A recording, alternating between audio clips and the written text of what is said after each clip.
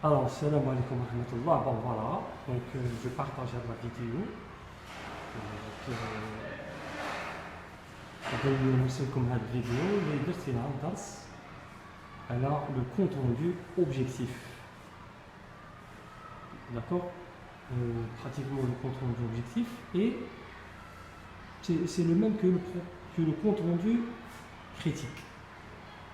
Quoique, ولكن الفرق الوحيد أنه le compte rendu objectif تقرير الحيادي ما نعطوش فيه يعني تقييم شخصي، أما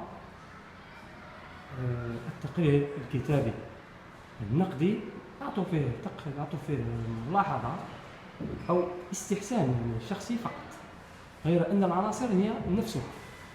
ها شوفوا هنا لكم premier projet texte historique et document d'histoire، النص التاريخي والملفات أو الوثائق التاريخية. فقرة ثانية فقرة 2 témoignage dans un texte historique، شواهد في النص التاريخي أو الحدث التاريخي. ثم تقنيات الإعدادية تكنيك ديكسبرسيون، عندنا بيان سور لو كونت روندو اوبجيكتيف، التقرير نعم الكتابي الحيادي أو الموضوعي.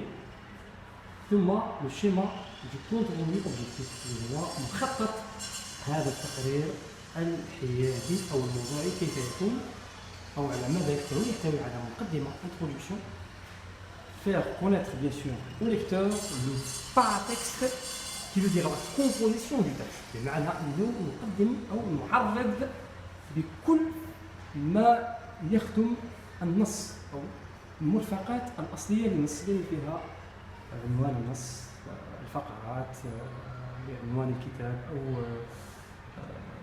اللي نقول عليها حنايا باللغة الفرنسية سي لا سورس أو لا ريفيرونس، بمعنى مصادر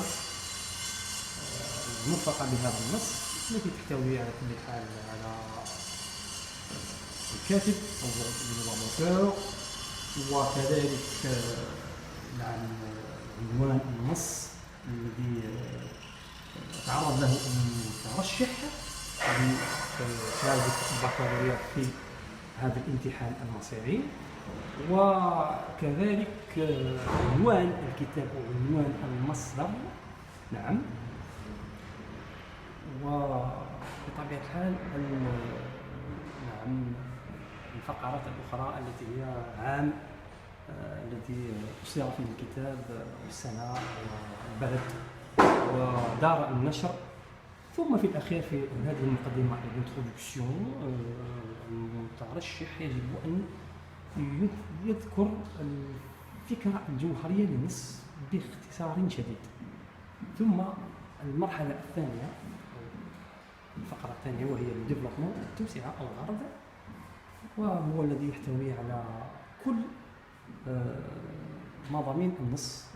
عندنا تشوفوه وتقراو كما ترون كما تشاهدون.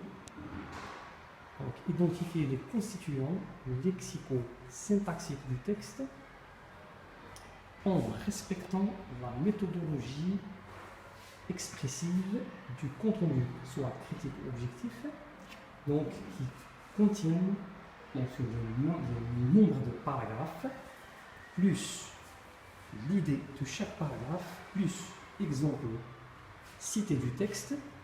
Bien sûr, nous avons le discours rapporté, nous avons aussi les signes de ponctuation, nous avons aussi les mots de liaison, nous avons les organisateurs textuels, et à la fin, nous avons la formule de clôture qui veut dire, ou bien qui peut bien sûr faire la différence, soit le compte rendu est critique ou bien objectif ou critique, qui veut bien sûr, mais qui reflète la fin du résumé. Les lois à la base, c'est un compte rendu, ou bien un résumé. C'est pratiquement la même chose, quoique c'est un résumé détaillé. هذا شكرا جزيلا، بارك الله فيكم، وبالتوفيق لكل متتابعي وكل طلبتي الأعزاء. شكرا جزيلا، بالتوفيق إن شاء الله في فرصة تانية.